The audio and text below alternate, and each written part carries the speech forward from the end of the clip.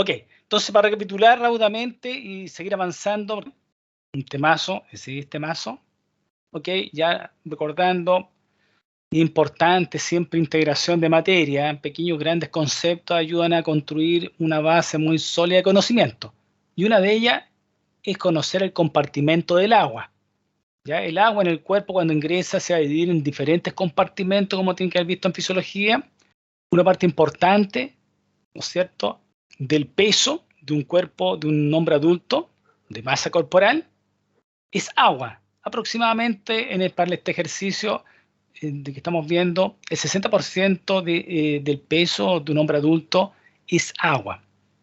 ¿Ok? Sabemos que la mujer varía, sabemos que la edad varía, sabemos que los grupos la están, pero para el ejemplo clínico. ¿Ok? Y de ese 60% importante que sepan ustedes que el 40% están dentro de las células, o sea, son millones, millones, millones, millones de células que están conformando el cuerpo, están conformando los tejidos a su vez los órganos, y los órganos, ¿no es cierto?, estructurando los aparatos y sistemas, ¿ok? Y estos aparatos y sistemas son los que van a mantener la homeostasis del organismo, van a mantener la vida. Por tanto, la enfermedad va a agredir de alguna manera a ciertos órganos vitales que van a poner en jaque la vida del individuo o en forma sistémica algunas enfermedades van a alterarlo de tal forma que ponen en riesgo vital al paciente o le pueden causar eventualmente la muerte. Y el 20%, acuérdense que está en el extracelular, es decir, estamos hablando del intersticio y estamos hablando del intravascular. ¿Ok? Dijimos que eran importantes estas bombas sodio, potasio, TPasa. Acuérdense que el mayor gradiente, no se olviden, el mayor gradiente de concentración de electrolito al interior de la célula es el potasio, ¿ya? El cual por gradiente de concentración osmótica tiende a salir en forma pasiva. Por lo tanto, estas bombas lo van a ingresar lo que está saliendo para mantener estos gradientes, mantener esta osmolaridad con respecto al balance que va a regular el agua finalmente, ¿ya? ¿Ok? Y la concentración de sodio, acuérdense que es muy baja al interior de la célula. Sin embargo, afuera es muy alta, 140 milimol por litro, y el potasio es muy bajo. Fíjense que este potasio 4 es más o menos lo que se encuentra en la sangre. Estamos hablando de potasio a nivel de intersticio y que se equilibra con el intravascular. Por eso estas cifras se extrapolan a lo que está pasando en el intersticio y en todo el espacio extracelular. ¿De acuerdo? No se olviden de ese detalle, vayan integrando, vayan imaginando, integrando cositas que eso les ayuda a retener más conocimiento. ¿De acuerdo? Y el sodio, por supuesto, como está en mayor concentración afuera, por gradiente electroquímico, tiende a ingresar. Y estas bombas van a sacarlo. Manteniendo estos gradientes, también se mantiene a raya la cantidad de agua que ingresa o sale de las células. Se mantiene en un fino equilibrio dinámico. Fluctúa para allá y para acá, fluctúa para allá y para acá. Esta fluctuación de agua tiene que ver con lo que pasa también con la ingesta de agua, con la cantidad de agua total del cuerpo con respecto a lo que está pasando con el individuo, con su ingesta diaria de agua. ¿Ok? Esto es fluctuante, la vida es fluctuante, siempre es fluctuante. ¿Ok? Estas bombas trabajan, ¿ok? Para mantener este equilibrio. No es un equilibrio estático, les quiero decir en el fondo. Sin embargo, por razones didácticas damos cifras, pero en realidad son equilibrios muy dinámicos, adaptativos a circunstancias extremas inclusive. Como vamos a ver que ocurre cuando la molaridad, ¿no es cierto?, normal se altera. Es decir, en los dos extremos importantes, yo siempre me detengo acá para reforzarlo porque la deshidratación es causa de muerte importante en la población y los síndromes de hematoso, por su parte, también causan estragos y daño y merman las funciones de los órganos. ¿Ok? Entonces, les decía en la clase pasada que cuando aumenta la concentración de sales en el extracelular, va a ocurrir que va a salir el agua para equilibrar los gradientes de concentraciones de electrolitos y de agua. ¿Ok? Pero esta deshidratación, acuérdense que esta mayor concentración se produce por deshidrataciones. ¿Ya? Por eso tienen que imaginarse que esto que estamos viendo acá ocurre en los pacientes que están deshidratados en forma extrema. Todas las células se deshidratan. Si el individuo está deshidratado moderadamente, todas las células están deshidratadas moderadamente. Si un individuo está deshidratado extremo, la célula está luchando por su vida, ¿ya? Y sobre todo a nivel de neurona se siente mucho. La deshidratación afecta a la neurona y el comando central se altera inmediatamente y pone en aviso que algo anda mal, ¿eh? Falla el comando central, la regulación de todo el cuerpo, de todo, la homeostasis está a nivel central, acuérdense de eso, ¿ok? Que empieza a claudicar y se claudica el sistema nervioso central, claudica todo el resto, ¿ok? ¿De acuerdo? Entonces, para que no se olviden de este detalle. En polo opuesto están los edemas. Por alguna razón X empieza a acumularse agua, ¿no es cierto? Por los síndromes edematosos, primero en el extracelular, pero va a afectar al intracelular, ¿ya? De tal forma que cuando aumenta la concentración de agua, es decir, baja la concentración de electrolito a nivel del extracelular, el agua va a tender a entrar para equilibrar los gradientes de concentración de los electrolitos, ¿de acuerdo? Y eso va a generar que las células se hinchen, ¿ya? Pero esto está regulado por las bombas sodio-potasio ATPasa que están luchando. ¿Qué hace la célula? Fabrica más bombas, fabrica más bombas, fabrica más bombas para mantener los gradientes. Lucha de alguna manera, empieza a acumularse agua al interior en forma patológica y esa acumulación de agua empieza a mermar las funciones internas de todas las células. Por tanto, en los síndromes edematosos, todo empieza a fallar también, todos los parénquimas, todos los órganos. Pero increíblemente tenemos una reserva funcional dentro de los órganos que, a pesar de todo, luchan y luchan, excepto que claudique el sistema nervioso central o alguna falla de algún órgano vital. ¿De acuerdo? Eso es lo que está pasando a nivel celular, que se extrapola y se va a expresar por los síntomas y signos a nivel, ¿no es cierto?, corporal, que es lo que vamos a ver en el paciente. ¿De acuerdo? No se olviden de eso. Diferentes definiciones de edema dijimos, ¿no es cierto?, que es la acumulación patológica de agua en el intersticio espacio extracelular, ¿no es cierto? Y cuando es genérico, ¿no es cierto?, general en el cuerpo esta acumulación en los compartimentos del agua, se habla de anasarca. ¿Ok? Y esto también lo vimos que es importante, acuérdense de esto que le he dado muchas veces vuelta, pero es por algo, ¿eh? Porque en la prueba entran muchas preguntas de este tema. ¿Ok?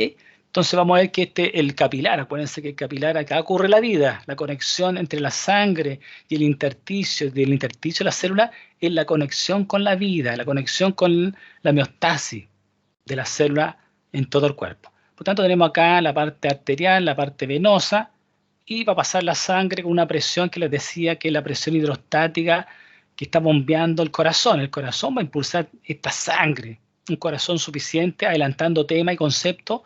Un corazón suficiente es aquel que logra pasar toda la sangre a nivel de todos los capilares del cuerpo.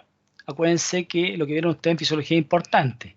En la zona donde se produce la mayor resistencia física elemental es cuando disminuyen el lumen de los vasos, ¿no es cierto?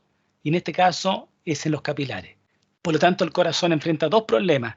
Uno, que tiene que lanzar, eyectar, ¿no es cierto?, propulsar la sangre del corazón con tal fuerza, ¿no es cierto?, y a tal presión que logre pasar por todos los capilares, ¿ok?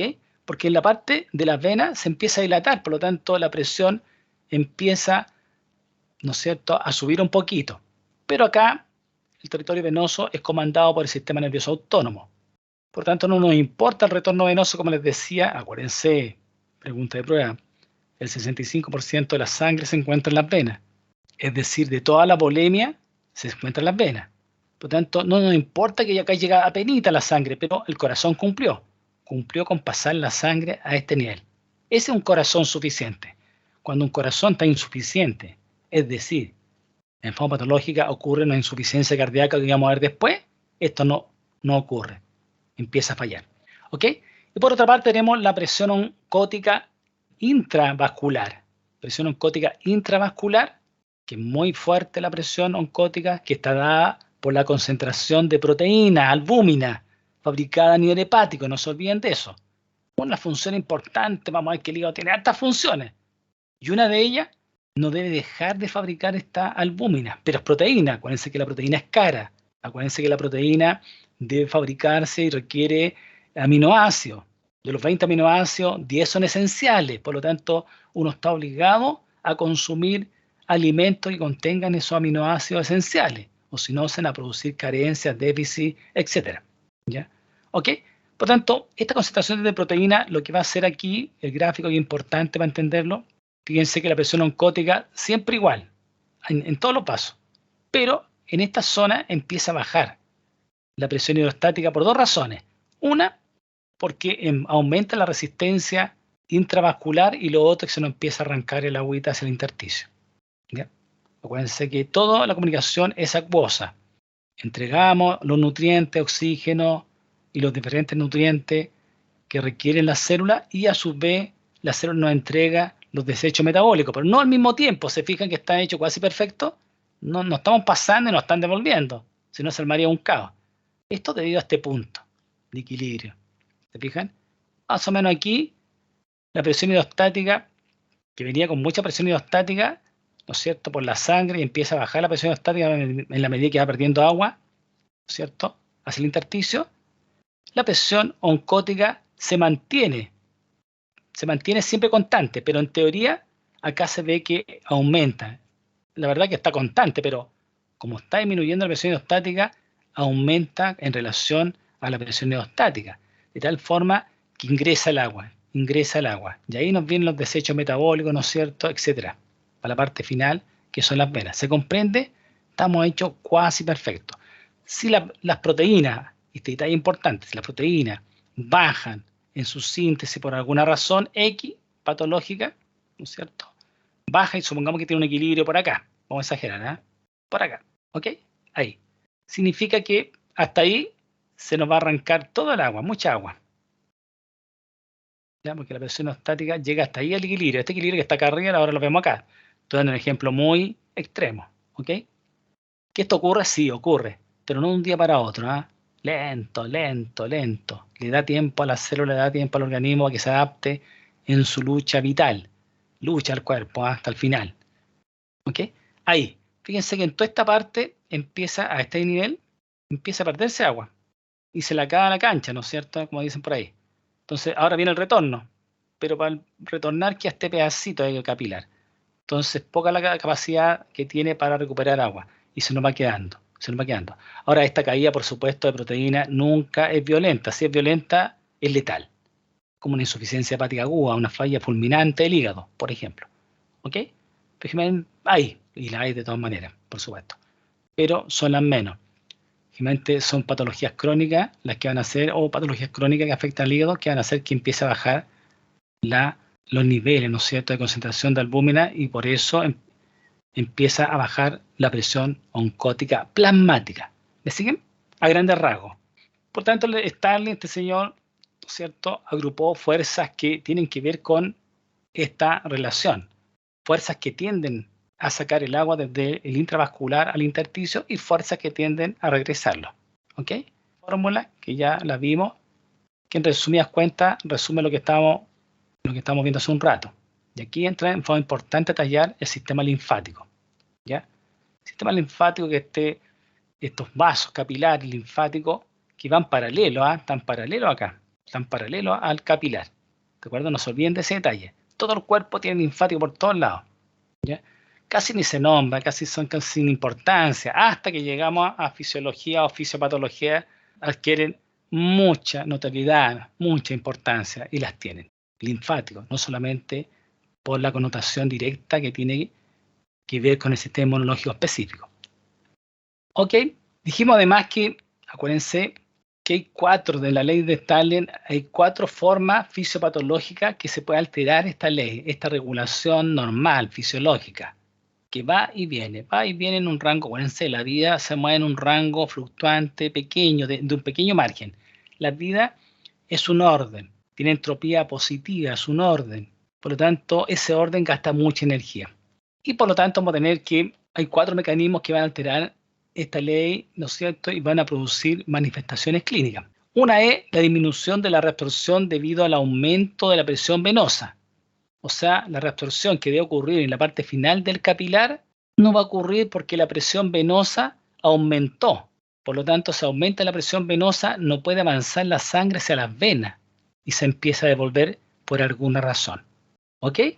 Como ocurre en una obstrucción venosa, dijimos en forma local en las extremidades inferiores o en las dos extremidades inferiores. Si es una compresión de vena cava, por ejemplo, que lo hablamos como ejemplo, no se olviden los ejemplos clínicos. ¿Por qué? Porque es la única forma que usted relacione la patología con la realidad de las enfermedades. ¿Ok? Por tanto, un tumor gigante, por ejemplo, de la región abdominopelviana, como puede ser un tumor de ovario, que puede llegar a pesar 3 kilos y más, con macilente, silenciosa, aumentando el volumen a nivel del abdomen, ¿no es cierto?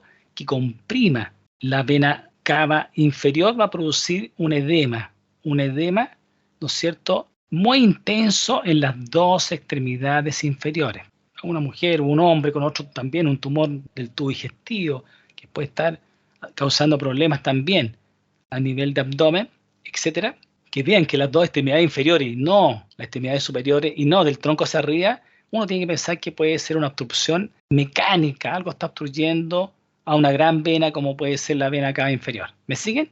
Y lo otro es la trombosis venosa profunda de extremidades inferiores, que generalmente afecta a una extremidad en un accidente, pero si el paciente está postrado efectivamente por larga data, una de las complicaciones, no se olviden nunca los pacientes postrados, hay que movilizarle, mover las piernecitas, no puede quedarse el paciente ahí todo el día, ¿no es cierto?, en cama sin que le hagan un movimiento de pierna, una quine motora, ya uno le enseña unos pequeños movimientos a la familia para que se vayan turnando, ¿no es cierto?, para que puedan, esta persona postrada, mover las piernas, lo puedan sentar eventualmente en la cama, ¿no es cierto?, haciendo que se muevan las zonas de las bombas que están en la pantorrilla, o hacerle movimiento de kinesiología moviendo la rodilla para que no se anquilosen. Además, la postración lleva rigidez de articulaciones que duele mucho. ¿Ok? No se olviden de ese detalle, con nuestra población va envejeciendo y se va envejeciendo, va a haber muchos pacientes más terminales en su historia natural que por alguna razón van a caer en cama, y es uno de los peligros de la trombosis venosa profunda. Acuérdense que la trombosis venosa profunda significa que se forman coágulos en las extremidades inferiores por estasia, por detención transitoria, ¿no es cierto?, de la sangre venosa en el territorio profundo, en la región de la extremidad inferior. ¿Ok? Y esos coágulos, esos trombos se van a desprender y van a ir rumbo al corazón y van a tapar el peligro que tapen la arteria pulmonar, que es grandota, la tapen, un coágulo grande, y lo maten en forma instantánea al paciente. No se olviden de eso que se llama tromboembolismo pulmonar. Les decía que la más de las veces los trombos que se desprenden son pequeños y van tapando, sí, segmentos distales de la arteria pulmonar dentro de los pulmones, tanto el derecho e izquierdo, y el paciente siente que se ahoga.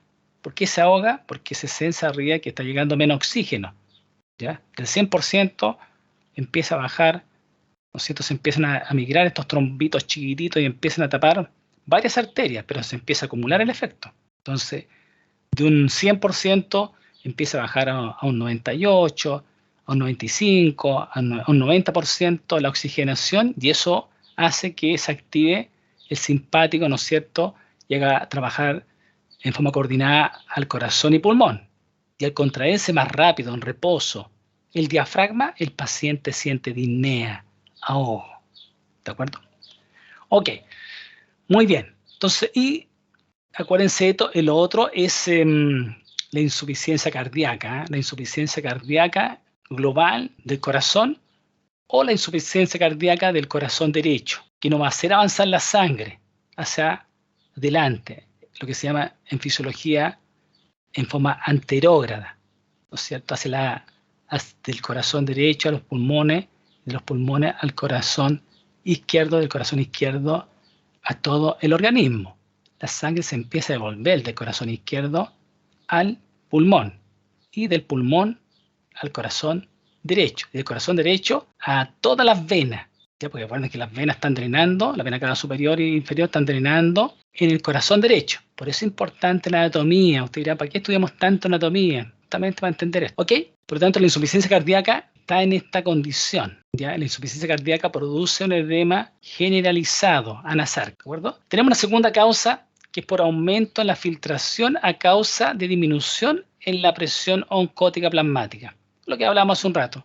Si está la presión oncótica plasmática disminuida porque está baja la albúmina, está baja, muy baja la albúmina, ¿no es cierto? La albuminemia está muy baja por diferentes etiologías, diferentes causas. La parte final del capilar, ¿no es cierto? O la mitad, que antes era la mitad del capilar, la parte que está asociada a la parte venosa, resolvía agua, pero se nos cambió el equilibrio, ¿se acuerdan? Se nos cambió el equilibrio, ¿de acuerdo? Cuando hay baja de albúmina, cambia el equilibrio. Este punto baja, porque ahora está el nivel de albúmina, ¿no es cierto? ¿Ok? Baja los niveles de albúmina y baja la presión oncótica, ¿se fijan? ¿Ok? Por supuesto, no llegamos a este punto cero porque el paciente claudica antes por diferentes causas. Una insuficiencia hepática, por ejemplo, va a ser claudicar el síndrome hematoso al corazón, ¿ya? O sobrecargar el riñón en su función, ¿ok? Por tanto, cuando falla órganos vitales importantes que tienen que ver con la regulación de la volemia, regulación del volumen corporal, empiezan a fallar el resto del órgano, ¿de acuerdo? No se olviden de ese detalle. Uno arrastra la perdición a uno y se van sumando, a otro y se van sumando hasta hacerlo sistémico. Cuando es una falla aguda, siempre acuérdense bien, es grave y le va a causar eventualmente la muerte del paciente si no lo corregimos en forma aguda también, en forma introspectiva, en forma rápida, en forma precoz, con un diagnóstico certero. Y que hay que conocer la fisiopatología de lo que le está pasando al paciente, con las grandes patologías, por supuesto, que engloban la gran mayoría de las causas de muerte de los pacientes. Muy bien, entonces tenemos causa, acuérdense, cualquier causa que baje la síntesis de albúmina a nivel hepático, el mecanismo va a ser este. Aumenta la filtración, ¿cierto? Por disminución, en este caso, de la presión oncótica plasmática. Ejemplo, ya lo dijimos, acuérdense, falla hepática, una insuficiencia hepática crónica, el estado terminal en la cirrosis, etiología alcohólica, etiología viral, virus hepatotropo, etc. Virus no hepatotropo, medicamentos, intoxicaciones, otras patologías que también empiezan a afectar al hígado en forma secundaria, etc. Mayor destrucción, un hipercatabolismo, un gran quemado, por ejemplo, ¿ya? Un gran catabolismo en el cuerpo, una gran destrucción de proteínas o de intenso síntesis de anabolismo, ¿ok? Pérdida entérica, ya dijimos, por ejemplo, por las diarreas crónicas, por supuesto. Cuando son agudas, las diarreas pueden matar a un paciente por deshidratación. Aquí estamos hablando de diarrea crónica, como son los síndromes de mala absorción. Les cité la vez pasada la enfermedad celíaca, un problema autoinmune, ¿no es cierto?, en el cual el organismo agrede, ¿no es cierto?, al epitelio intestinal, ¿no es cierto?, con esta alergia hacia un alimento que es el gluten, la gliadina específicamente, que forma anticuerpos contra él y ataca la zona del intestino, causando una baja de la vellosidad, una baja de la superficie de absorción y por lo tanto un síndrome de mala absorción en el cual no pueden ingresar cantidad importante de aminoácidos para fabricar albúmina. Renales, como les decía la vez pasada, un síndrome nefrótico que significa que, acuérdense del nefrón, el nefrón anatomía e histología, el nefrón que es la unidad anátomo-funcional del riñón, ¿cierto?, que está la cápsula de Bowman con el ovillo capilar que llegaba. Ahí filtra la sangre en bruto, en la cápsula de Bowman. La cápsula de Bowman tiene unos poros, ¿no es cierto? Tiene una membrana visceral y parietal. En la parte visceral, cerca del ovillo capilares, hay unos podocitos, ¿no es cierto?, que regulan el tamaño del paso del agua y de las moléculas. Por alguna razón X patológica se agrandan esos poros y va a permitir que pierda proteína. No de un día para otro, se va perdiendo proteína. Uno puede llegar a perder gramos de proteína en forma importante por el riñón. Si no se corrige, por supuesto que nos trae problemas. Y por supuesto que está asociado a hipertensión arterial, el síndrome nefrótico. Y en caso de nutrición grave, por diferentes etiologías, hablamos la vez pasada. O sea, el paciente, generalmente en patologías terminales, le da mucha anorexia, ¿no es cierto? El combate final en un paciente se cansa. Llega un minuto que baja la guardia del cuerpo, no le da apetito. ¿Ya? En la parte terminal de muchas enfermedades, y eso acelera el desenlace de la patología. El paciente quiere dormir, quiere descansar, no tiene fuerza. ¿Okay? Y esa nutrición va causando también alteraciones de la presión oncótica por falta de aminoácidos. Desnutriciones por esa patología, otra patología como una patología psiquiátrica, ¿no es cierto?, como es la anorexia nerviosa, que es un tema, la anorexia nerviosa, que un porcentaje importante de pacientes fallecen finalmente por esta alteración, que a veces se hace incontrolable desde el punto de vista psiquiátrico, ¿ya? Porque depende del paciente, de la cooperación del paciente, que finalmente terminan falleciendo por una desnutrición calórico-proteica extrema, grave. ¿Ok? Una patología que está aumentando en la población, para que lo tengan en cuenta y la vayan conociendo. Hablamos la vez pasada también de alteraciones en la permeabilidad del endotelio capilar. Esto ocurre principalmente en la inflamación. Por tanto, en la inflamación hay un edema local, pero la fisiopatología del edema local es diferente. Acuérdense que a propósito se producen mediadores químicos, ¿no es cierto?, que van a producir esta vasodilatación local en la zona agredida, ¿no es cierto? Y por supuesto esta dilatación local va a permitir que se puedan extravasar elementos figurados de la sangre que participan en forma importante en la reparación, limpieza y defensa en forma local, ¿no es cierto?, como son los polimorfos nucleares neutrófilos. ¿Ok? Pero además la destrucción de tejidos, de células intersticio genera una gran cantidad de proteínas, una gran cantidad de sustancias que atraen agua. ¿Me siguen? O sea, son los dos mecanismos. Uno, la destrucción masiva, por eso los grandes golpes, ¿no es cierto? Una caída de rodilla o caerse golpeándose el codo, etcétera, producen un tremendo aumento de volumen. ¿Por qué? Porque hay destrucción muy grande de tejido, se macera tejido en la zona del golpe y se genera una gran destrucción de células locales, acumulación de proteínas que atrae mucha agua a propósito de estos mediadores químicos que se activan en las células colindantes, el endotelio colindante, en los mastocitos, ¿ya? Los macrófagos que van a producir esta vasodilatación mantenida para que puedan llegar más elementos figurados, pero indudablemente que va a depender de la etiología, cuán aumentado va a estar el volumen, ¿no es cierto? Cómo ocurre una fractura además de hay una destrucción, hay desmedida, ¿no es cierto?, de gran cantidad de tejido, por lo tanto la acumulación de elementos celulares en el intersticio proteína es mucho mayor a otros tipos de etiología, por lo tanto es de golpe y porrazo se genera un gran aumento de volumen. ¿Ok? Y no se olviden del cuarto mecanismo que es importante, que vamos a verlo un poquito al final, la perturbación en el drenaje linfático. El sistema linfático uno lo asocia, o lo asociaba al sistema inmunológico, me parece muy bien, pero ahora tenemos que asociarlo a este drenaje silencioso del agua que se nos acumula en forma muy escasa todos los días en el intersticio, que es drenada finalmente rescatada por este sistema linfático. Por tanto, cuando falla este sistema, como ocurre en el linfedema, idiopático les decía la vez pasada que no sabemos por qué, ¿ya? O primario se les llama, ¿eh? Van a ver ustedes estos términos en los libros de medicina cuando hablan de la etiología. Dice etiología idiopática, etiología primaria. La hipertensión arterial, ¿no es cierto?, que tiene la gran mayoría de la población, se le llama esencial o idiopática o primaria. No tenemos idea de por qué se produce. Sí, relacionamos con ciertos factores de riesgo. O causas secundarias bien definidas, como las neoplasias, cánceres que se puedan, células tumorales, ¿no es cierto?, que se puedan infiltrar a través de los capilares, haciendo metástasis, ¿ya? Cuando un tumor se disemina, aparte de ingresar al capilar de la vía vascular sistémica y circular por la sangre y llevar metástasis a todas partes del cuerpo, también va a infiltrar, va a invadir, porque están justo al lado de la zona donde está invadiendo, capilares linfáticos. Va a llegar a los ganglios locales y los va a tapar. Va a empezar a destruir al sistema inmunológico local y empieza a reproducirse en esa zona las células neoplásicas. Por tanto, tapan los ganglios.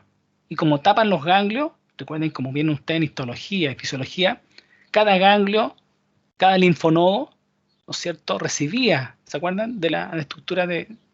Por ahí al final vamos a ver un ganglio, recibe por la periferia capilares, cientos de capilares en la superficie que están drenando. Y va a salir por una sola salida en el fondo. Varias zonas están ingresando al ganglio, ¿no es cierto? Varios capilares, pero tiene una sola salida, un solo vasito que está saliendo de él. Por lo tanto, para que entiendan por qué la neoplasia, cuando se empieza a hinchar alguna zona, también hay que sospechar que un tumor infiltró y está tapando los ganglios locales. Postcirugía, ¿no es cierto? Como es la resección de una mama, ¿no es cierto? Por un cáncer mamario ampliado hacia la axila, que se sacan ganglios. Y a sacar ganglios en la zona axilar, que es la zona del epicentro, donde están llegando ganglios de la extremidad superior, va a producir un edema secundario a la cirugía, como un efecto colateral, ¿cierto? A lo que está pasando. Irradiación también, cuando irradian tumores, a veces esa irradiación causa daño a los linfáticos locales y va a hacer que fallen también en esa zona el drenaje. ¿De acuerdo? Por tanto, siempre importante los ejemplos clínicos, ayudan mucho. Más que esto, que se va a olvidar, perturbación del drenaje linfático, más que las palabras técnicas. Ok, aquí está resumiendo las causas que hablamos un rato. Entonces, hablamos en la número 1, disminución de la reabsorción. Esto a nivel de la porción venosa del capilar. Acuérdense la porción venosa, porque el flujo venoso viene de vuelta. Suficiencia cardíaca, acuérdense en forma global, anasarca, o en forma local, como puede ser una trombosis venosa profunda. ¿Ok? Disminución de la presión oncótica plasmática por diferente etiología, lo cual va a hacer que aumente la filtración, ¿no es cierto? Finalmente, a nivel capilar. Alteración en la permeabilidad del endotelio, como es la inflamación, y la perturbación del drenaje linfático. Si fijan, son totalmente diferentes. ¿Ok? ¿Ok? Otro detalle importante, les decía al comienzo, el edema intracelular. No pasa inadvertido el edema a nivel extracelular. Siempre cuando hay edema extracelular, va a haber edema a nivel intracelular. Y esto va a producir una depresión de los sistemas metabólicos de los tejidos, falta de nutrición celular adecuada. Empieza también a haber un mayor consumo para mantener su propia homeostasis las células. Acuérdense que va a luchar, va a fabricar más bombas de sodio, potasio, TPasa. Acuérdense que las bombas requieren energía. Por tanto, es importante que el cuerpo se mantenga indemne desde el punto de vista energético, por lo menos. ¿Ya? Pero justamente vamos a ver que en los grandes edemas están asociados grandes alteraciones sistémicas que empiezan a fallar órganos vitales importantes. ¿Ok? No se olviden de este detalle, por qué el edema afecta a la parte intracelular.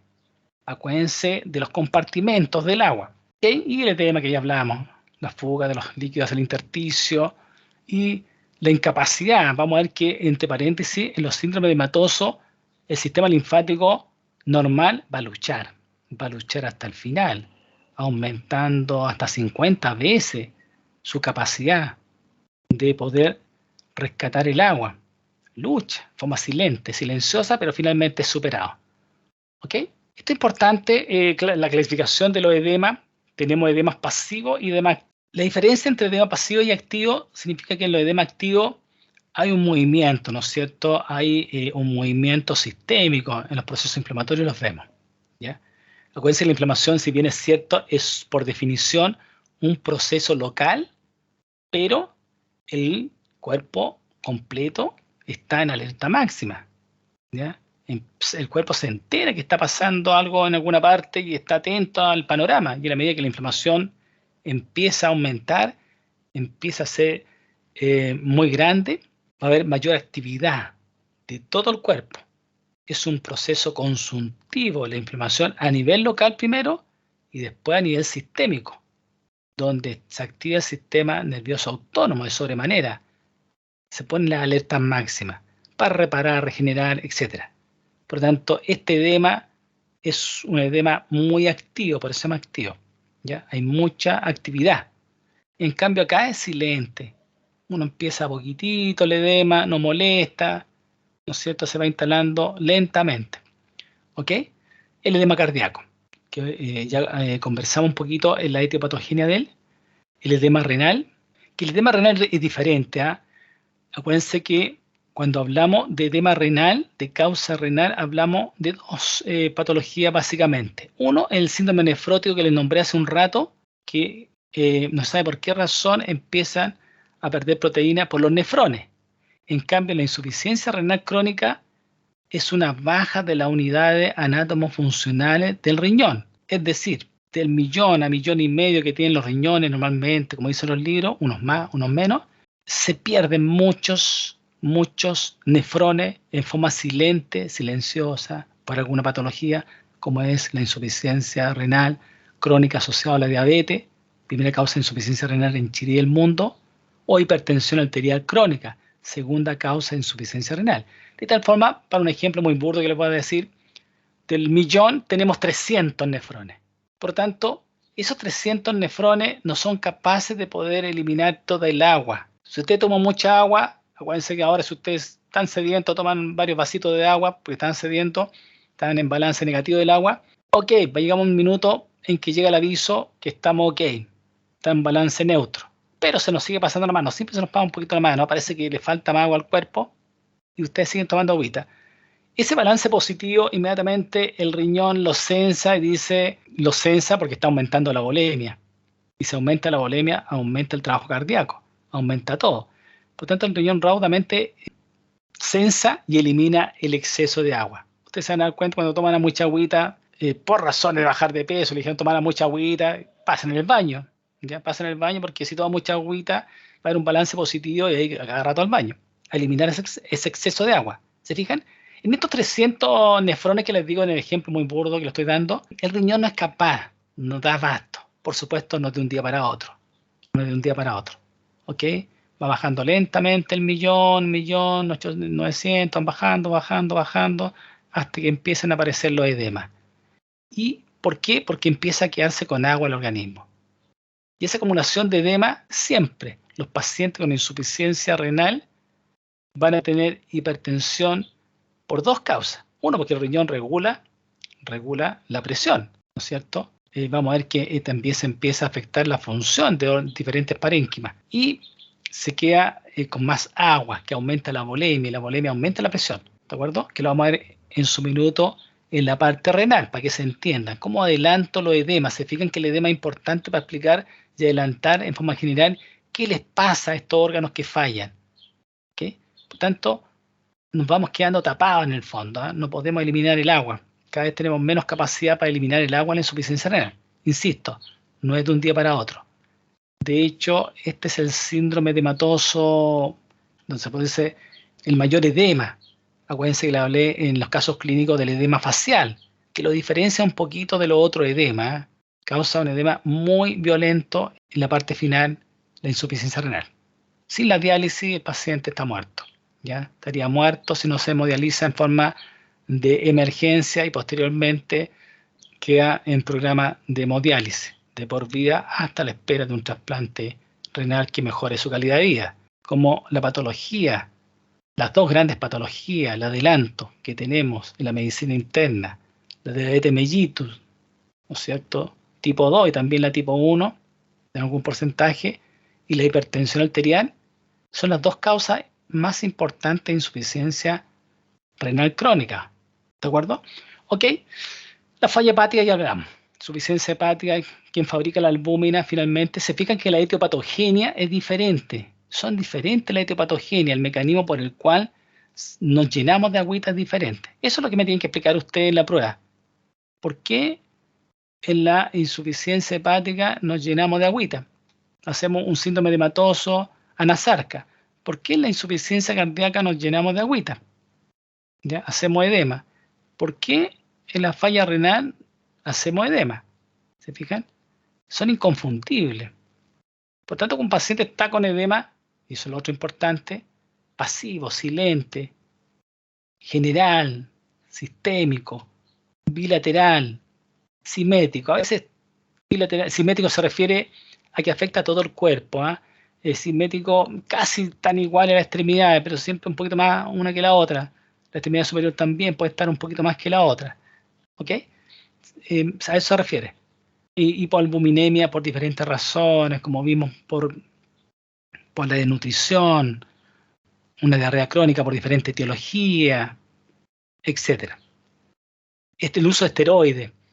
Ya vamos a ver que los esteroides también producen edema, es una hormona anabólica, pero también tiene en su génesis, en su síntesis, una estructura basal, un anillo común, ¿no es cierto?, en su formación a lo que son los mineralocorticoides, como la aldosterona. Recuerden que el cortisol en forma fisiológica se sintetiza en la corteza de la glándula suprarrenal, donde también se sintetiza la aldosterona y las hormonas sexuales. ¿Ok? ¿De acuerdo? Entonces, como tiene este componente per se, por sí mismo, puede traer este inconveniente, ¿ya? Con este efecto de retención de agüita. Además que empieza a alterar la permeabilidad a nivel de los capilares, también los esteroides a largo plazo, etc.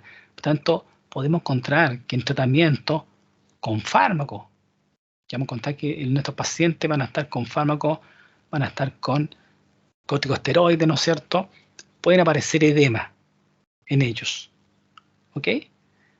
Una hormona anabólica la vamos a conocer con el síndrome de Cushing. ¿Ok? Primario, secundario, en su minuto, que es muy frecuente. El síndrome de Cushing más frecuente es por iatrogenia, fondo farmacológica, por los fármacos que le estamos dando al paciente. ¿De acuerdo? Que lo vamos a ver en su minuto y pongan atención cuando los vean en farmacología. ¿Ok? Tenemos todo otro que son los edemas unilaterales o localizados. Ya hablamos de la obstrucción obstructiva venosa por una tromboflebitis del territorio profundo. Puede ser superficial también, aquí es menos grave, una tromboflebitis, a veces de causa desconocida. Cuando es superficial, es diferente a la trombosis venosa profunda, porque esta nos va a llevar a TEP, a tromboembolio pulmonar. ¿Ya? Y se ve la vena en la extremidad superior, la que está tapada, se llena de sangre, hay una ectasia, ahí tiene que intervenir el cirujano vascular periférico, ¿no es cierto? Muchas veces dejar antiinflamatoria, dejar, en el caso de que se hiciera un procedimiento, algún antibiótico también. Acuérdense el riesgo de procedimiento en vena, que van a hacer ustedes, en venas superficiales, uno de ellos es la tromboflebitis, ¿ok? Por inflamación, daño en la zona y infecciones, eventualmente que puede ser muy grave. El linfedema, que hablamos, el linfedema falla de los linfáticos. En general los linfáticos nunca fallan en forma sistémica. Como les decía, siempre hay falla linfática idiopática, que no sabemos por qué, en una extremidad inferior más que la otra. Una, generalmente la afectada, también puede ser una la afectada en la extremidad superior. ¿De acuerdo? Pero nunca son una falla generalizada los linfedemas. Por lo tanto, pregunta y prueba, un linfedema nunca va a ser responsable de una nasarca. Finalmente lleva a claudicar el sistema linfático. Por todas estas causas, el linfático lucha hasta el final, con la falla de estos órganos vitales, ¿no es cierto?, de esta otra etiología. El sistema linfático lucha, finalmente cede. Procesos alérgicos, angioneuróticos, que pueden dar también algunos efectos localizados. Las alergias, acuérdense que producen reacciones locales. Una de ellas, por ejemplo, es la reacción edema facial, local. Se le hincha las manos, a veces una alergia de contacto, al látex, por ejemplo, algo al talco que se le echan los guantes a veces, cuando ustedes tengan cuidado en ese sentido, si se despierta alguna reacción alérgica, ¿ya? Que puede ser importante con un aumento local en ese caso. Bilateral y localizado, fíjense los dos lados, pero localizado, no sistémico, como puede ser en estos dos grandes ejemplos, que estos ejemplos resumen patología. El edema en esclavina, que corresponde al síndrome de compresión de la vena cava superior. Y ustedes dirán, bueno, ¿cómo se puede comprimir la vena cava superior? La respuesta está siempre, cuando aparecen cosas raras, tumores. Un tumor de mediastino puede comprimir la vena cava superior, ¿ok? Un timoma, un tumor de pulmón, ¿ok? En la zona del hilio pulmonar, en la zona de los ganglios, de la zona, etcétera, gigantes, crecen y crecen y pueden llegar a comprimir la vena cava superior. ¿Qué pasa acá? Como se obstruye la vena cava superior, recuerden que la vena cava superior trae la sangre de cabeza y cuello y de las extremidades superiores.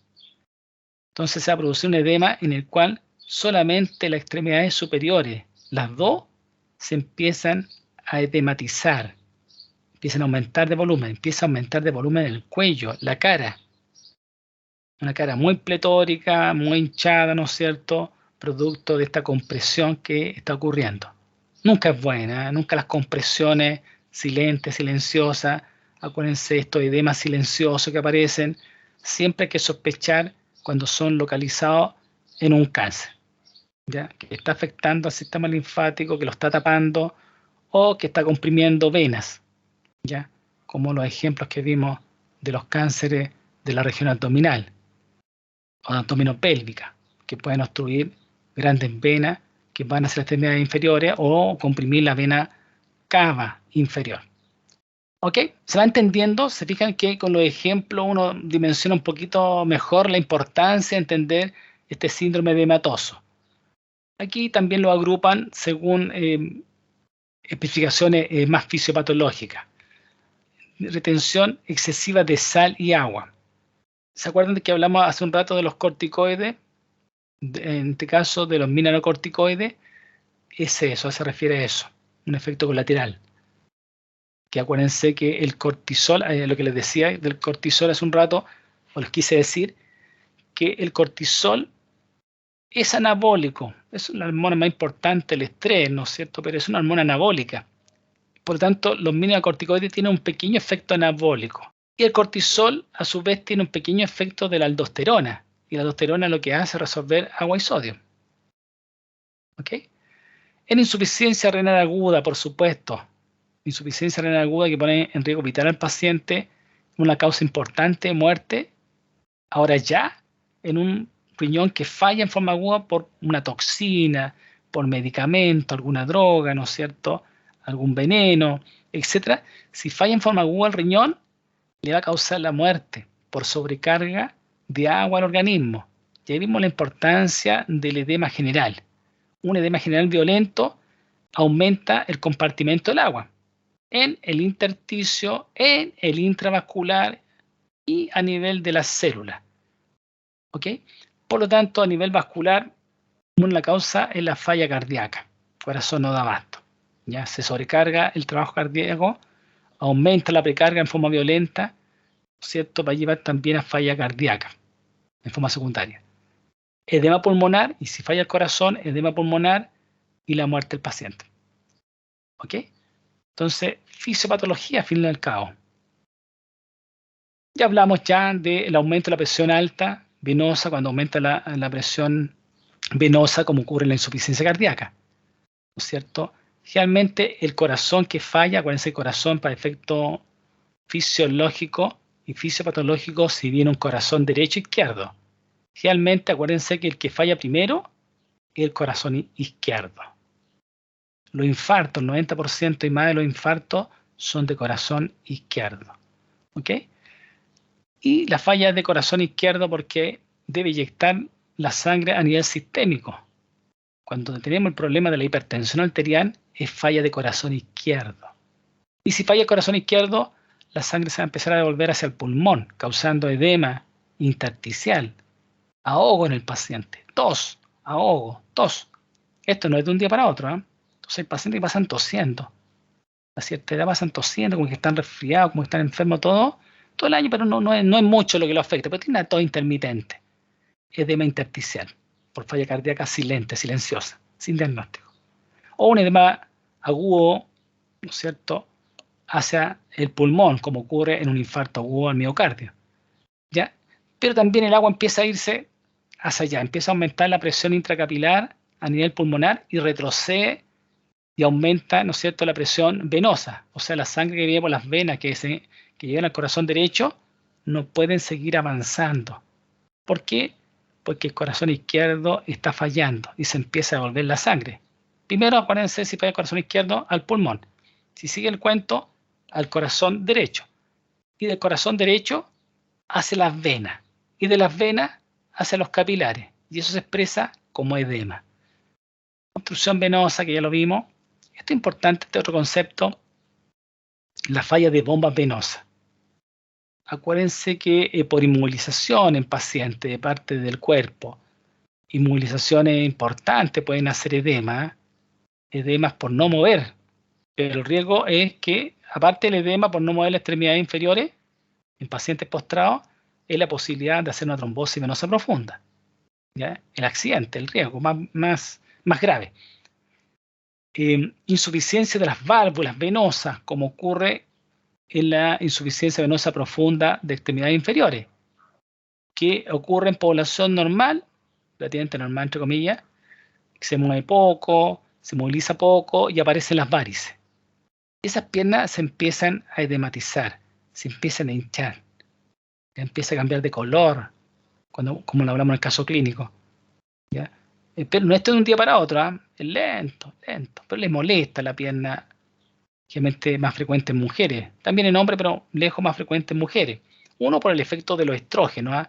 Los estrógenos, en general, causan estasis de tensión de la sangre venosa, hace que falle un poquito más, hace que sea más flojo el funcionamiento del sistema venoso, en el fondo. Por eso está más propensa a hacer insuficiencia venosa profunda, insuficiencia valvular en territorio de extremidades inferiores, varices. ¿Ok? Varices. ¿De acuerdo? Y paciente con parálisis de músculo, como puede ser una paraplegia, como puede ser una hemiplegia, ¿no es cierto? Que hay que tener cuidado que va a ser edema de todas maneras, pero sobre todo en extremidades inferiores, tener cuidado porque eso nos puede hacer una obstrucción venosa profunda, ¿ya? Y causar un tromboembolismo pulmonar. Aquí hay otro mecanismo que no hemos hablado antes, el aumento de la presión capilar. Esto por reducción de la resistencia arteriolar. Reducción. Por ejemplo, un golpe de calor, ¿no es cierto? Un calor excesivo. Calor excesivo que trata, acuérdense que lo que busca el calor excesivo es disipar calor. ¿Y dónde se hace? A nivel más cutáneo. ¿Y quiénes pasan a nivel más cutáneo? Son los capilares asociados a venas, ¿no es cierto? Territorio más venoso. Por lo tanto, aparte de lograr tratar de regular la temperatura por mayor irradiación, también se produce el sistema, a propósito del sistema nervioso autónomo, una reducción de la resistencia para ello. Y eso nos puede traer complicaciones porque la sangre entra en estasia, se empieza a devolverse con dificultad y aumenta la presión venosa en forma secundaria a raíz de esta relajación de la resistencia arteriolar. Significa que se están dilatando las arteriolas. Si las arteriolas se dilatan, ¿no es cierto?, empieza a haber más concentración de sangre a nivel de territorio capilar y le cuesta devolverse la sangre y más encima, ¿no es cierto?, las venas están más dilatadas. Estamos hablando de acá, ¿eh?, para explicar un golpe de calor, por ejemplo, un calor excesivo. ¿Ok? Y lo otro, por ende, insuficiencia del sistema nervioso simpático. ¿Ok? No se olviden de esto. ¿Eh? El sistema nervioso simpático regula el funcionamiento de las arterias y venas. Por lo tanto, es raro escuchar esto, pero no es tan raro. ¿Ya? Les voy a mencionar la patología más emblemática de la medicina interna que afecta al sistema nervioso autónomo, la diabetes mellitus, la diabetes descontrolada, ¿cierto?, haciendo la suya en pacientes con poca adherencia al tratamiento, en pacientes que no están bien controlados por diferentes razones, va a llevar a una neuropatía autonómica, una neuropatía autonómica que afecta al sistema nervioso autónomo y entre ellos al simpático. ¿Se fijan? Y les comento que esta alteración del sistema nervioso autónomo, del simpático, y la coordinación que tiene con el parasimpático se pierde. Por lo tanto, empieza una muerte silenciosa en el paciente diabético, un desorden interno. Cada víscera empieza a funcionar o cada aparato y sistema empieza a funcionar por su cuenta. No están, pierden la coordinación, ¿ya? Se empiezan a regular en forma local primero, con sus órganos que forman los aparatos, y finalmente con la desregulación de los aparatos y sistemas que no logran adaptarse a lo que está pasando a nivel ambiental, no logran tener velocidad. Recuerden que el sistema nervioso autónomo se caracteriza porque mantiene la vida ahora ya, en la parte activa, automática de la vida. Eso no se produce. No de un día para otro, indudablemente. ¿Ya? Lento, lento. Por eso han escuchado ustedes y van a escuchar que la diabetes mellito es una enfermedad silenciosamente letal. ¿Ok? Fármacos vasodilatadores. Vamos a tener fármacos vasodilatadores para tratar patología y como efecto colateral nos pueden producir edema. Por ejemplo, fármacos vasodilatadores vamos a tener en tratamiento de patologías de base, como es la insuficiencia cardíaca. Ya vamos a usar unos vasodilatadores para no apurar al corazón, porque si regresa mucha volemia, aumenta la precarga. Y si aumenta la precarga, el llenado del corazón en un corazón enfermo lo hace claudicar. Usamos. En la hipertensión arterial, usamos vasodilatadores. ¿De acuerdo? Vasodilatadores beta, ¿no es cierto? Beta 1, etcétera. Beta 1, beta 2 o no selectivo. Vasodilatadores, ¿no es cierto? Con bloqueadores, alfa 1, etcétera, etcétera. Por lo tanto, lo vamos a ver estos tratamientos cuando veamos hipertensión. Aquí como efecto colateral, lamentablemente colateral significa que ya paralelo a los otros efectos que queremos, colateral, se pueden producir edemas. Unos más, unos menos, que hay que considerarlo. ¿Ok? Por ejemplo, solamente nombrar unos vasodilatadores que asustan mucho a los pacientes, que producen mucho edema, por lo demás, el nifedipino, que es un bloqueador de canal de calcio y se sigue usando todavía para la hipertensión arterial, pero una familia más nueva. En su comienzo se usó el nifedipino, una pastillita azul, ¿ya? El nifedipino, que le causaba en algunos pacientes una tremenda vasodilatación facial, ¿ya? Lo hacía ponerse colorado todo el día, ¿ya? Les molestaba este calor en la cara y empezaba a hinchar las manos, empezaba a hinchar los pies, ¿ya? En algunos no pasaba nada, en otros un poquito silente. Acuérdense que estos efectos generalmente son dosis dependientes, bajando un poquito la dosis, mezclando con otro medicamento para andar mejor el paciente. Pero en algunos francamente se hace insoportable y hay que cambiarlo. Tenemos alternativa para hacerlo. Hoy día se usa, ¿no es cierto?, de la familia el nimodipino, amlodipino, en lo hipertenso, ¿ya? Etcétera. Se siguen usando en la familia de los bloqueadores de canal de calcio, que lo vamos a ver después. Que le pongan ojo cuando pasen fármacos antihipertensivos, que nosotros también los vamos a ver, porque lo requerimos justamente para entender los tratamientos y la fisiopatología de la hipertensión arterial. Aquí un resumen para que se acuerden. Siempre los esquemas son importantes para ustedes, sobre todo que no están tan al día, no están a veces tan presentes con la anatomía, ¿no es cierto?, con imágenes. Revísela siempre para entender lo que estamos hablando. Esta es la parte vascular, ¿no es cierto?, y la sangre en forma anterior desde el corazón izquierdo por las arterias hacia todos los territorios capilares del organismo. ¿Qué ocurre en la homeostasis del organismo? Los nutrientes, el oxígeno y a su vez los desechos metabólicos. Pero por aquí ocurre en la única posibilidad, cuidado con las preguntas, no los pille, la única posibilidad que ocurre en los edemas es que se nos salga la agüita por alguna razón en esta zona, en los capilares. Y aquí se derrama el territorio venoso que está regulado, los dos, por el sistema nervioso autónomo. Al organismo le interesa que llegue la sangre rica en oxígeno rápidamente al cuerpo, energía. Por tanto, apura acá, a la arteria. El retorno venoso es lento porque depende del corazón. Entonces el corazón también a veces no puede aumentar la capacidad de llenado, la aumenta en un minuto porque tiene un tope. Lo que hace es aumentar la frecuencia cardíaca, ¿no es cierto?, para llenarse y vaciarse más rápido, para poder cumplir con las demandas a nivel periférico. Y acá también hablan de la reducción de las proteínas plasmáticas en forma más específica. ¿A qué se debe esta pérdida de reducción de proteínas, ¿no es cierto?, que se traduce finalmente en edema? Diferentes razones, ya hablamos del síndrome nefrótico. Pérdida de proteínas en la orina, porque está el colador, ¿no es cierto?, a nivel por decir un ejemplo burdo, de la cápsula de Bowman, de los nefrones, ¿no es cierto?, esos poros que hablamos nosotros, la parte de la hoja visceral de la cápsula de Bowman, que está formando este diafragma que ayuda a filtrar el plasma de los capilares del glomérulo, se agrandaron por alguna razón y estamos perdiendo proteínas. Perdemos a ese gramos de proteínas por la orina, forma diaria. Vamos a perder hasta 10 gramos, que es mucho. Síntesis insuficiente de proteína, ya lo hablamos, hepatopatía, malnutrición proteica grave, desnutrición caloriproteica. por diferentes razones. Por tanto, un paciente desnutrido grave, enfermedades terminales, va a ser edema. Va a empezar a hacer edema generalizado en el tiempo. Los grandes quemados que hablamos por pérdida de proteína en zonas desprovistas de piel, por lo tanto se requiere mucha demanda de síntesis de proteína. ¿Para qué? Para cubrir esta demanda que es importante, lograr cerrar la piel, que es una urgencia. Y ahí, por supuesto, que va a bajar la síntesis de albúmina, porque está priorizando, ¿no es cierto?, está aumentada el anabolismo en este caso, debido a este catabolismo acelerado que se produjo por esta destrucción de tejido. Ok, esto es importante. Otro concepto importante de los edemas, mecanismo de seguridad que tenemos frente a los edemas.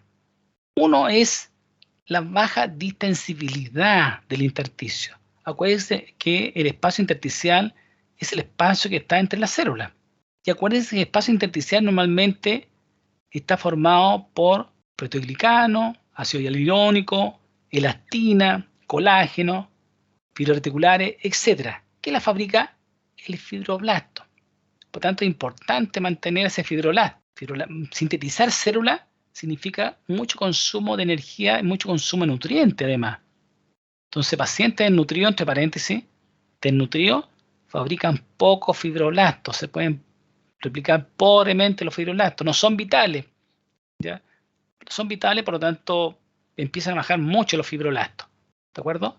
En pacientes que están demasiado, ¿no es cierto? Están muy desnutridos. Y, por supuesto, que no se va a formar este gel intersticial que mantiene el agua, retiene agua. Recuerden que la vida transcurre en agua. Los procesos metabólicos ocurren en agua. El paso de nutrientes, de oxígeno, ¿no es cierto?, de los desechos metabólicos de las células hacia el capilar es en agua. Todo es en agua, es un medio acuoso.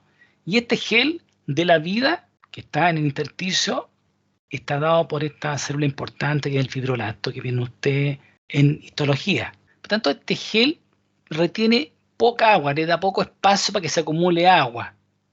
¿Ya?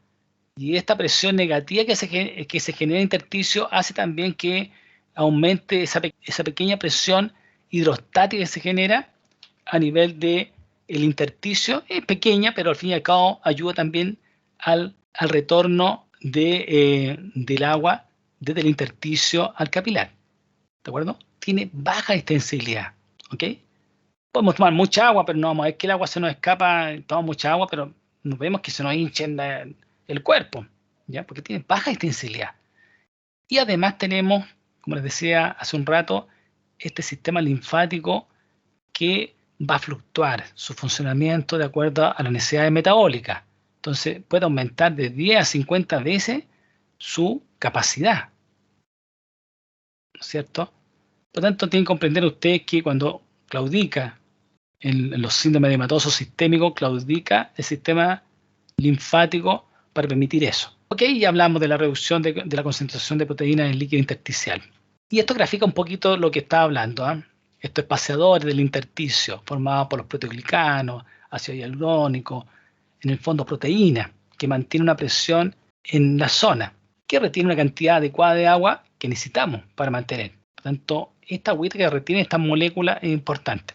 Es lo que le está hablando esta parte. ¿Ok? Para que lo lean. Y acá es lo que estamos hablando del aumento del flujo de la linfa, el trabajo linfático. Tengo una imagen de esto, la conoce usted, de corazón y los grandes vasos. Aquí le está mostrando una cosa muy interesante. ¿Ya? Yo le hablé hace un rato que el corazón sigue en dos. Corazón derecho que está en azul y corazón izquierdo. Recuerden, el corazón derecho recibe la sangre desoxigenada de todo el organismo, ¿cierto? Por la vena cava superior e inferior. Llega al atrio derecho, del atrio derecho al ventrículo derecho, del ventrículo derecho sale la sangre inyectada por la arteria pulmonar hacia los pulmones. Ocurre la hematosis y se devuelve la sangre hacia el corazón izquierdo, ¿no es cierto? Ahora rica en oxígeno, pasa del atrio izquierdo hacia el ventrículo izquierdo y desde aquí este potente músculo más grueso, acuérdense, 12 milímetros de diámetro versus 3 a 4 en el lado del ventrículo derecho, ¿ya? Ayuda a impulsar la sangre para vencer la resistencia a nivel periférico. aquí ocurre el intercambio a nivel tisular, ¿no es cierto? Ocurre esta pérdida de agüita, se recupera y regresa. Eso es lo normalmente ocurre. Se rearma el sistema venoso y regresa hacia el corazón. Pero si fijan acá, en el esquema, le está mostrando el sistema linfático. Le está diciendo con este esquema que paralelo a los capilares que tenemos a nivel periférico, están los capilares linfáticos y también se rearman en circuito, van a drenar en ganglios, de esos ganglios va una sola vía, de este ganglio reside de muchas partes, ¿no es cierto?, en la parte periférica, y solamente tiene una vía eferente, que va drenando, ¿no es cierto?, la sangre, va drenando la sangre hacia la parte vascular central, hacia la parte venosa. Acuérdense que el conducto linfático, ¿no es cierto?, conducto linfático derecho, van a drenar a nivel de la unión yúgalo-subclavia, a nivel de la unión de la vena yugular interna y de la vena subclavia, tanto en el lado derecho como izquierdo. Ahí están drenando, ahí se juntan los dos circuitos y esta agüita que recuperó a nivel periférico se la va entregando al sistema vascular sistémico. ¿Ok? No se olviden de ese detalle. Tenemos ganglios en todas partes. Aquí muestran una imagen más resumida, está mostrando zonas principales de ganglio que tienen que ver con el sistema inmunológico, ¿no es cierto?, en la zona estratégica, zona inquinal, ¿no es cierto?, ganglios que están más profundas, vísceras en relación a los grandes vasos, la región abdominal, etc. Estamos llenos de ganglios y capilares y vasos linfáticos de mayor calibre. Ok, y resumiendo aquí lo que vemos del signo de la fobia que hemos visto ya en los casos clínicos. Cómo se afectan los mecanismos de presión negativa para poder producirse este edema también. Ok, y eso ya lo vimos, parte del edema de la extremidad inferior en el caso de derecha, a un linfedema que está infectado, mismo de Godet de la fobia, ¿no es cierto? Este famoso signo de Godet de la fobia en un edema de extremidades inferiores, un edema palpebral. Los párpados son una zona más afectada. Cualquier cosa que pase en esta zona, una picadura de un insecto, una pequeña infección, va a cerrar el ojo, básicamente, ¿ya? Porque tiene muy poco tejido subcutáneo, una piel muy delgadita, esta zona. Por tanto, se hematiza muy rápidamente. Ok, también acá vemos un edema localizado dentro de un proceso infeccioso, dentro de otro proceso crónico que es una insuficiencia vascular periférica, venosa. Ok, una celulitis parte blanda, con exudado, que ya vimos en un caso clínico, con edema sobre el cuadro basal de insuficiencia vascular periférica. Y fíjense acá el signo de Godet de la fobia en la extremidad inferior. Lo mismo acá, estos son pacientes muy frecuentes que van a ver ustedes.